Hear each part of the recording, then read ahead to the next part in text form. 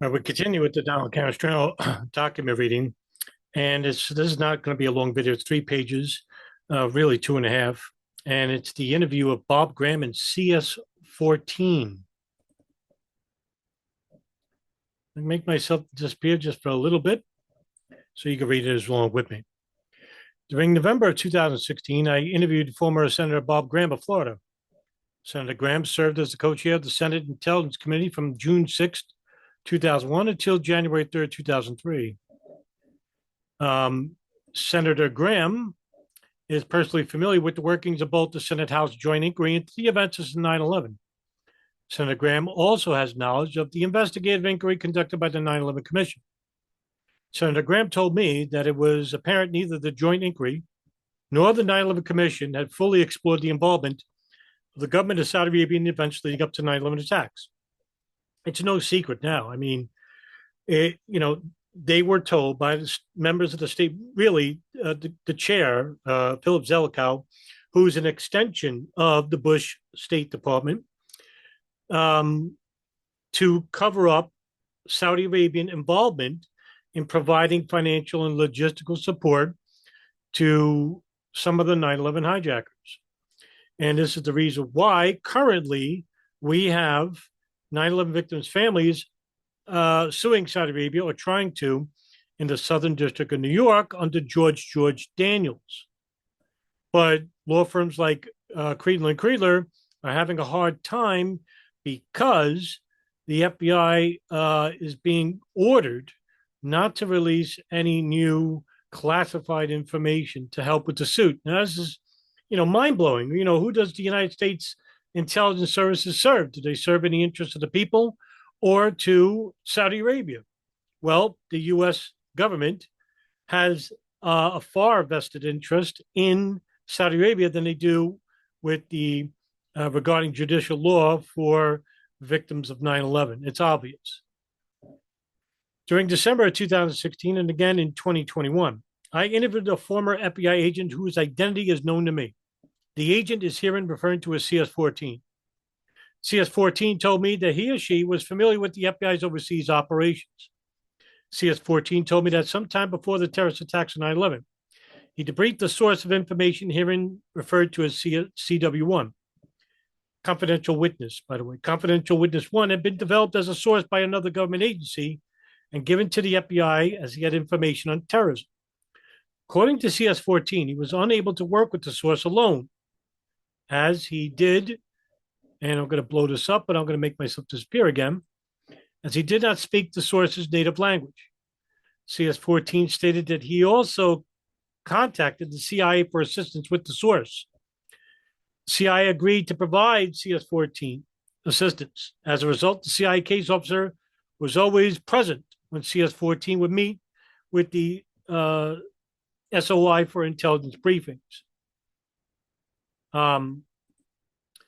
CS14 stated that during one of the above debriefings, his CIA counterpart showed CW1 a series of photographs. I'm trying to think, this sounds familiar. This is the story involving Fahad al-Qusso, which is the USS Cole bombing, where he's identifying Khalad. The CIA, because he spoke Arabic, stated that the person he's pointing out is somebody else. Because remember, the CIA was running an operation in which they had to allow the FBI to have minimal information because they were running an operation with Saudi intelligence on Khalid al-Mihdhar and Wapahadmi, who were connected to the person Khalad, Tawfiq bin Attash, who's connected with two, the USS Cole, the Malaysia summit meetings, which means that had the FBI had this information, would have detained or wiretapped Khalid al-Mihdhar and Wapahadmi, therefore ruining the operation by CIA and Saudi intelligence. But what nobody really knew was that these two men were also inside the United States conducting an operation called the Plains Operation 9/11. CS14 stated he did not know the names of the suspects in the photos, but CS14 didn't know that, but the confidential witness did. But the CIA, whoever that was, and I forgot that CIA case officer's name, I think it's in Ali Soufan's book, but don't quote me on that. Um, but yeah, CS-14 was unaware that during the debriefing, confidential witness one had been shown surveillance photographs of the meeting in Kuala Lumpur, Malaysia, between members of Al Qaeda. According to CS-14, he learned after the 9/11 attacks that confidential witness one had recognized Walid bin Attash. That's Khalad. Tawfiq bin Attash, Walid bin Attash. In the same surveillance photographs as Nawaf al-Hadmi. By the way, both men who the CIA knew, and also not just the CIA, but the NSA. It was the NSA who knew first. CS-14 further explained that CW1 had noticed bin Attash in the background of one of the surveillance photos of the two hijackers, and this information linked the two hijackers to bin Attash. Like I said, had the FBI known about this, they would have ran a monitoring operation on both Al-Midar and Al-Hazmi as soon as they landed in Los Angeles on January 15, 2000. Right away. The CIA didn't want that because they were trying to, according to the CIA, flip them. Well, that's what the FBI states. Because the CIA was trying to get informants inside Al Qaeda. In fact, in 1999, Cofer Black, the head of the Counterterrorism Center, was tasked by the DCI to run an operation, create a design plan to get informants inside Al Qaeda, and it was called The Plan. Ingenious title. CS-14 stated that he was never shown the full report that the CIA case officer had prepared following the briefing. Why not? This is the FBI's man. The CIA was only there to try and help the FBI. This is where, a lot of bureaucracy here, nefarious bureaucracy existed between the FBI and the CIA. And because of that, almost 3,000 people were killed, which then in turn led to millions killed in the Middle East. CS-14 stated that the information regarding the photo identification was never passed to FBI field officers that had been attached under investigation for his role in the USS Cole bombing. CS-14 stated he gave a statement to the 9/11 Commission regarding CSW1's debriefings after 9/11 attacks. CS-14 recalled that the CIA officer assigned to handle CW1 corroborated his statements. CS-14 explained that the CIA case officer told investigators that CS-14 never was privy to the photo identification by CW1 because, just like in that June 11th meeting in 2001, where the CIA and the CIA showed photographs of Khalid al-Midar and Nawaf al-Hadmi and Khalad, they were never told about the identities of people. They were never told that al-Midar and al-Hadmi had dual U.S. visas, and never told that they were already inside the United States until late August of 2001, when it was too late.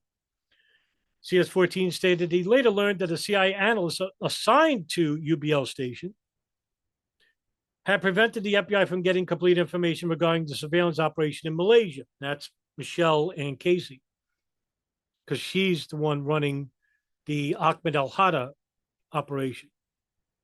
As a result, FBI agents in the New York field office were unaware that al-Hadmi and al-Midar had visas to enter the United States.